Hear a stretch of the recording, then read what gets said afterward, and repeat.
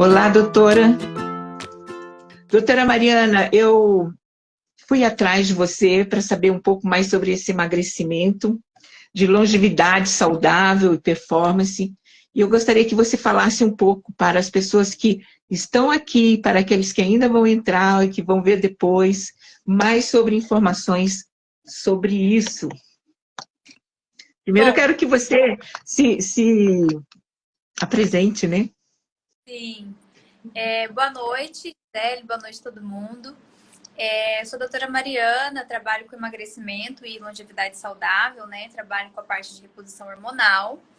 E a convite da Gisele, a gente marcou aí essa live para estar tirando um pouquinho de dúvida, esclarecendo os mitos, né? Falando um pouco dos tratamentos, dos hormônios, tudo que envolve esse cenário aí. E bora lá! Doutora, qual é a diferença entre implantes hormonais e injetáveis, terapias injetáveis? Bom, implantes hormonais são pequenos dispositivos que a gente coloca embaixo da pele. Ele dura ali em média de 4 a 6 meses, que vai liberando uma quantidade fixa, né, da substância ao longo dos dias até completar os 4 a 6 meses.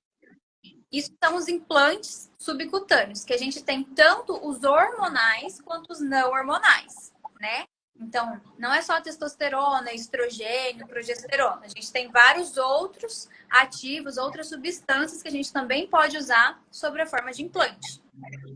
As terapias injetáveis, Gisele, pode ser tanto intramuscular quanto endovenoso. Então, tanto aquele sorinho na veia, né, que a gente conhece, quanto as injeções no bumbum. Entendeu? Então, isso são as terapias injetáveis e os implantes são os que a gente coloca embaixo da pele que fica lá por 4 a 6 meses. O que você me fala sobre o chip da beleza? O chip da beleza? O chip da beleza, como é que eu vou te explicar? Eu adoro o chip da beleza. O chip da beleza, na verdade, ele tem esse nome, mas na verdade é uma substância, né? Que é a gestrinona, que a gente coloca sobre a forma de implante subcutâneo e fica liberando ali aquela quantidade ao longo do dia.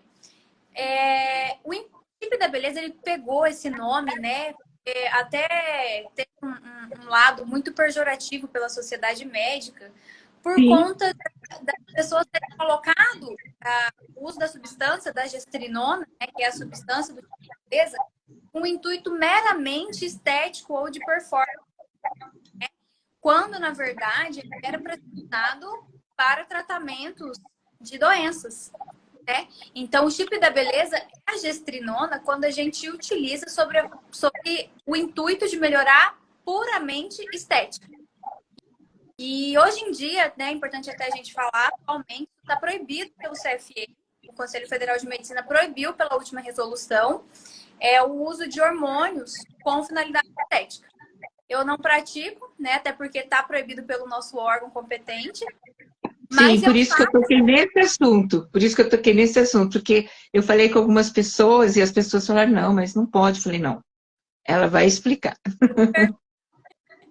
Sim, eu uso o implante, tá? É uma medicação maravilhosa, principalmente para as doenças que são uterovarianas, tá?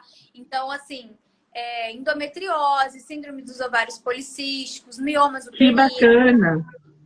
Sim, a gestrinona é uma medicação perfeita para essa finalidade. Só que aí a gente está tratando doenças, patologias de fato e não buscando melhora estética do corpo, tá? Não que não vá essa melhora. Essa melhora vai acontecer porque ela tem o potencial de reduzir gordura e aumentar a massa magra.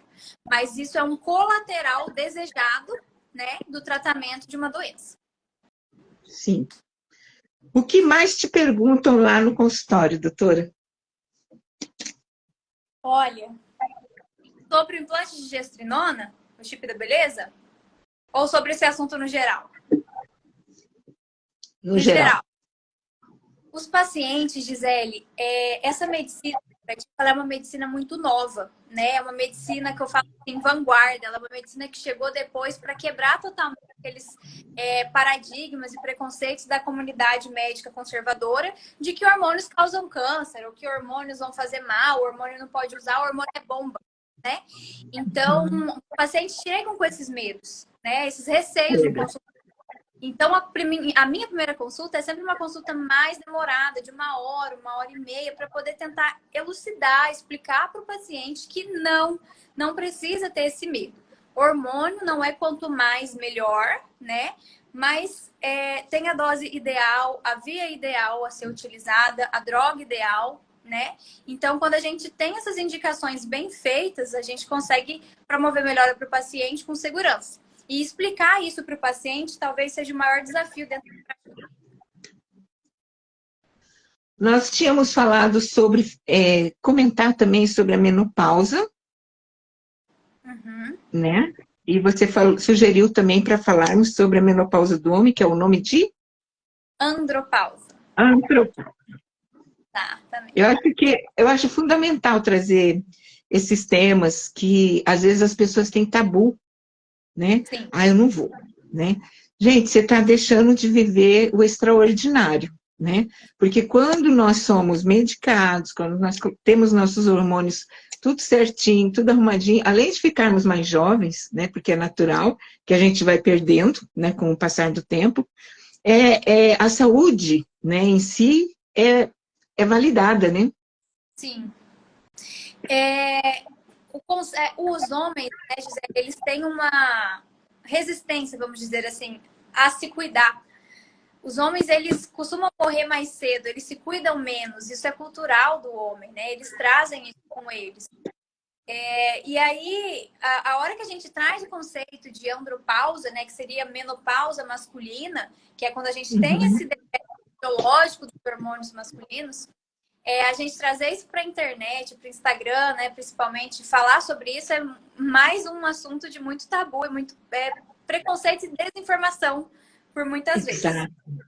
Então, assim, a gente pega pacientes que chegam lá por volta dos 45, 50 anos com várias queixas de desejo sexual hipoativo, diminuição de libido, perda de massa óssea, massa muscular. E quando a gente devolve para esse paciente testosterona e todos os hormônios a níveis normais, né, que a gente chama de fisiológicos, a gente vê a melhora desse paciente. Então, eu acho que o mais importante de tudo é explicar que a diferença entre o remédio e o veneno vai ser sempre a dose, né? Porque água demais mata a planta. Só que a planta também não vive.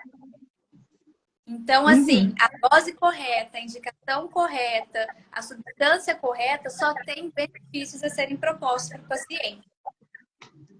E principalmente viver, né? Uma vida plena, né? Com certeza. Trazendo essa saúde, né? Eu acredito que seria isso que você fala de performance.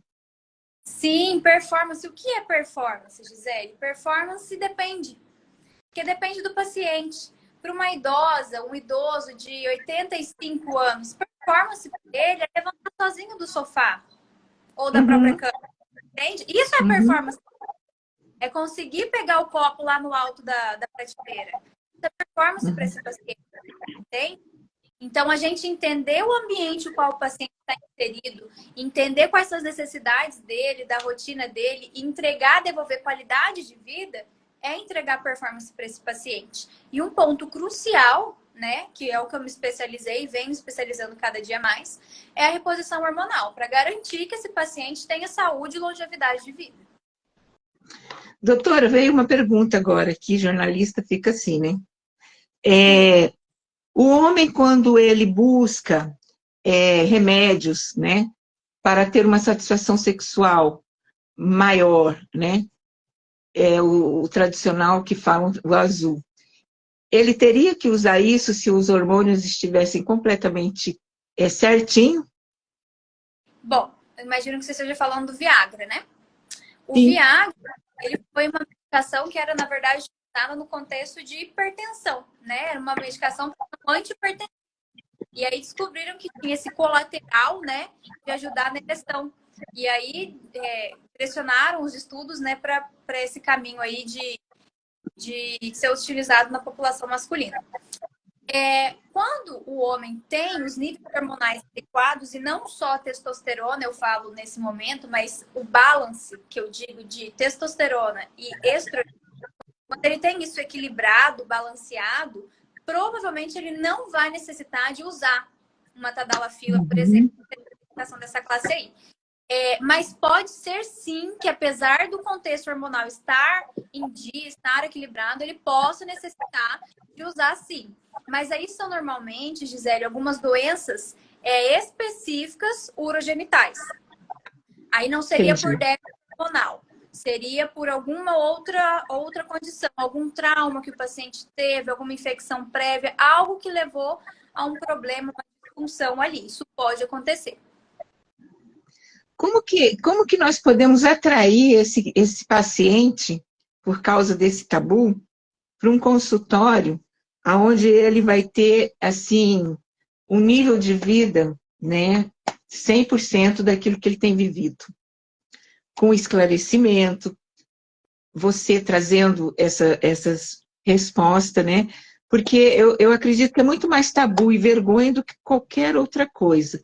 Mas eu acredito também, doutora, que quando nós estamos... Porque quando nós chegamos numa idade, eu tenho 56 anos, já passei por tanta coisa na minha vida, é óbvio que os meus hormônios não vão estar mais como eu tinha 40 anos, né? Então, eu vejo, assim, que como falta essa informação para essas pessoas nessa idade, né? E, às vezes, por algum tipo de doença... Agora é uma pergunta, isso pode também trazer um paciente de 35 a 40 anos? Para estabelecer hormônio ou não? Sim, a gente não tem uma idade pré-estabelecida, pré-determinada para ter algum tipo de disfunção hormonal. Mas existe, de fato, aquela fase, né, mais comum, que é a 40 e 45 anos em diante, que é onde a gente vai tendo a falência testicular, né? Assim como a mulher tem a falência ovariana, o homem tem a falência testicular, né?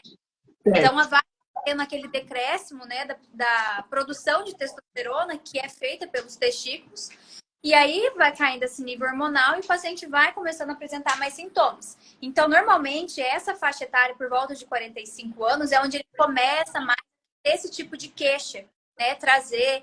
E aí, é importante a gente levar essa informação para esses pacientes, para que eles consigam entender que não é sentença de vida estar na andropausa. Entende? Uhum. Esse tratamento melhora a clínica, melhora a função de qualidade de vida, de performance, como eu falei. Precisa de um tratamento adequado.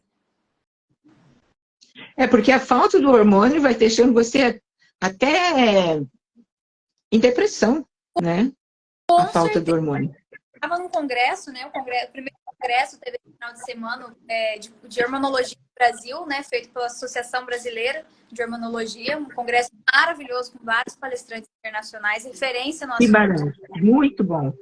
E o que foi falado sobre o sistema nervoso central, né? Que seria a cabeça, assim, que está falando de sintomas depressivos e tudo mais. Qual é a relação que existe entre depressão e déficit de testosterona, por exemplo? Isso valendo tanto para homens quanto para mulheres, tá? Os hormônios, Gisele, eles possuem receptores para testosterona. Então, quando a gente tá na menopausa, tá na andropausa ou tá ali na peri, que seria aquele período pré-menopausa e pré-andropausa que precede, né, a falência propriamente dita, a gente vai tendo essa queda da testosterona, da produção dos hormônios, e os neurônios, eles vão sentindo. Então, a gente vai tendo déficit cognitivo, dificuldade de memória, de concentração. Isso realmente, de fato, acontece. Então, o hormônio, ele não é somente massa óssea, massa muscular, emagrecimento. Não é só isso. Muito pelo contrário, isso é sequência, entende? O paciente precisa entender que é um tratamento. Então,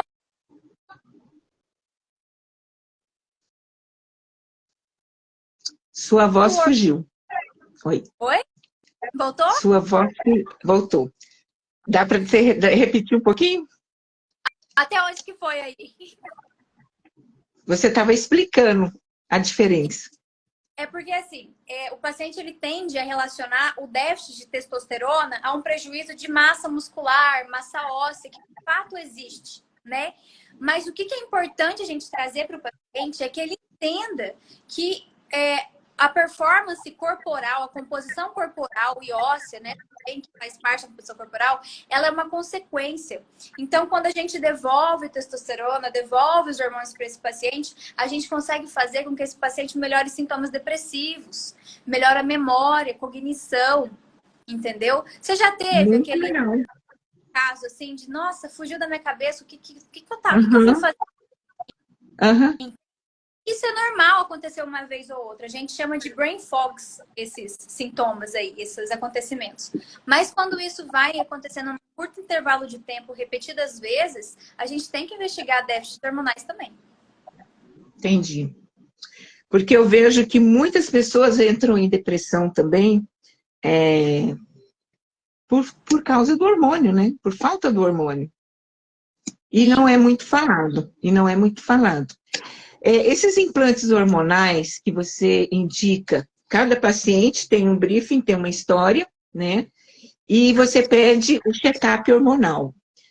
São muitos exames? Como que é, doutora? Porque me perguntam assim, será que vai ficar muito caro?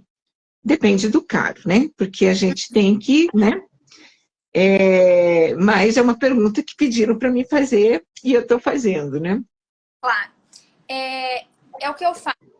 Hormônio não é balinha. Então, a gente tem que ter muita parcimônia e responsabilidade para poder usar, né?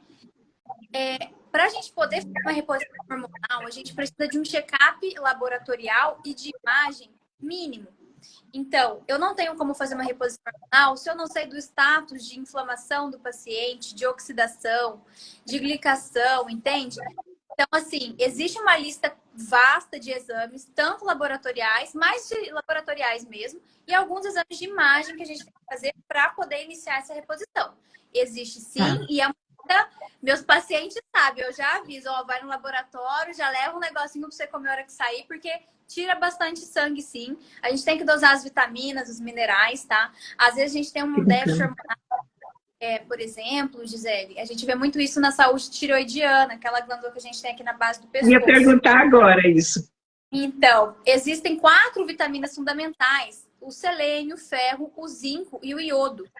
4 vitaminas fundamentais, minerais fundamentais para a saúde tireoidiana. E que não adianta eu repor somente, tomar aquele por ano, repor a tiroxina, que é o hormônio faltante, o tireoidismo, por exemplo, se eu tenho um déficit de selênio, se eu tenho um déficit de zinco, de iodo, entendeu? Então eu preciso dosar. Achei minha médica. Ai, Eu achei minha médica. isso. Então acaba que sim, a lista de exames é um pouco mais completa, mas que a gente consegue garantir atividade para o paciente, que ele não vá ali, que não seja mais um médico que não vai resolver o problema dele. É que, na verdade, não é o emagrecimento, né? O emagrecimento é só uma vantagem que você vai ter um bônus. Na verdade, você vai atrás da tua saúde, do seu dia a dia. Porque até o B12 você deve pedir, você pede o B12, Sempre. Com né? certeza. E a gente sabe que o B12, a falta do B12 já é neurológico, né? Sim, as Então, vitaminas do complexo B, né? Elas têm um papel importante na função do intestino. E a B12 em especial, ela é produzida ali num pedacinho do intestino, então ela conta um pouco pra gente de como está a saúde intestinal do paciente, né? E aí, entendi. junto com a clínica, os hábitos de vida, a gente consegue entender como é que esse paciente se alimenta, o que esse corpo está sentindo de necessidade, né? Então é muito importante. Com certeza deve chegar muitos pacientes inflamados para você, né? Sim. Por mexer, né, também com a parte de emagrecimento, a gente sabe que a obesidade, o sobrepeso, o ganho de tecido gorduroso, adiposo, ele traz consigo, né, uma inflamação que a gente chama de inflamação crônica subclínica. Então, a gente tem a liberação por parte do tecido gorduroso de algumas toxinas. É como se a própria gordura fosse tóxica para o organismo. Só que quando é em pequena quantidade, a gente consegue eliminar isso. Assim como a gente elimina um álcool, por exemplo, das bebidas alcoólicas. também é tóxico. Entendo. Agora, quando a gente pega um paciente que tem sobrepeso maior, obesidade mais avançada, esse paciente está num contexto de toxemia metabólica, está inflamado, né? Está oxidando, glicando muito. Então, aí é um momento, Gisele, que as terapias injetáveis entram com tudo, porque a gente consegue desinflamar o paciente, antioxidar o paciente, travar o processo de emagrecimento dele. Que beleza.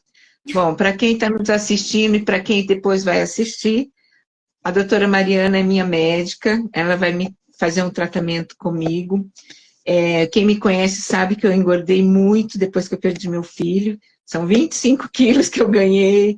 E também tive o câncer, que agora já está, graças a Deus, curada. Existe algum tratamento específico para quem sai de uma situação como eu saí, que mexeu tanto com a minha cabeça, com o meu psicológico, tudo, e chega no teu consultório, doutor, assim como eu cheguei, né? 30 quilos a mais, 25 quilos a mais. Como que é isso? É o que eu digo, né? A primeira consulta ela é justamente para a gente conseguir entender um pouquinho mais do que aconteceu na vida desse paciente para chegar aqui. Você passou por uma fase pessoal, né? Muito importante, muito estressante, com uma carga emocional. Depois teve a doença, né? O câncer, que você mesmo acabou de falar. Então, assim, tudo isso, paciente, a gente tem que entender o contexto que qual ele está inserido, qual é a vida dele, né? Eu fico ali com você na primeira consulta, 1 hora, 1h30. Então, ainda assim, é pouco tempo, né? Então, o acompanhamento também é muito importante para a gente conseguir cada vez mais ir acertando aonde a gente precisa. Um paciente que chega com, assim, indisposição, cansaço, ganhou muito peso, teve muito desses eventos, assim, durante a vida, e chega lá no consultório, a primeira coisa que eu preciso saber é como é que está o nível de cortisol desse paciente. Como é que estão os hormônios, o balanço entre testosterona e cortisol? Porque não adianta eu repor testosterona se eu tenho cortisol muito pouco. Vai funcionar. Ou vai funcionar muito pouco. Então, assim, dosar o nível de inflamação, o nível de glicação desse paciente são premissas básicas para a gente poder começar qualquer tratamento. Então é isso, doutora. Gostaria de saber se você quer falar sobre mais algum assunto, o que você gostaria de frisar para essas pessoas que estão nos assistindo. Bom, foi muito bom estar aqui. Acho que a gente tem, eu como médica, né, eu tenho esse dever de estar aqui, estar esclarecendo, estar falando mais sobre essa área que é tão pouco falada, tão tabu, né? E que existe tratamento, existe reposição hormonal que melhora a qualidade de vida para os pacientes, melhora massa muscular num idoso que não levanta da cama, ele começa a levantar, começa a tomar um banho sozinho, entrega performance de vida para o paciente, né? E é isso, é sobre isso. Essa é a performance qualificada, né? Então, a minha mensagem eu acho que seria para o paciente assim, não negligencie a própria saúde, não aceite como normal estar sempre cansado, sempre indisposto, sempre desanimado, acorda, parece que não dormiu bem, não conseguiu descansar. Todos esses sintomas podem ser desequilíbrios hormonais e precisa de uma investigação médica, né? Assim como a gente vai ao médico para tratar hipertensão, diabetes, né? A gente também tem que ir ao médico para tratar essas outras questões. E existem pessoas especializadas nisso, né? Então é isso. Na verdade, é algo muito importante, porque mexe com todo o corpo, com todo equilíbrio, né? Com a mente, com tudo, né? A falta do hormônio. E é muito importante nós trazermos isso. Estarei te convidando mais vezes para a gente estar aqui conversando sobre o assunto, porque eu acho que é maravilhoso a gente trazer informação para aqueles que estão buscando algo mais. Gostaria de agradecer a tua presença e com certeza estaremos aqui falando mais sobre esse assunto. Muito obrigada, doutora Mariana. Foi um prazer estar aqui, tá bom? Boa noite e até mais. Tchau.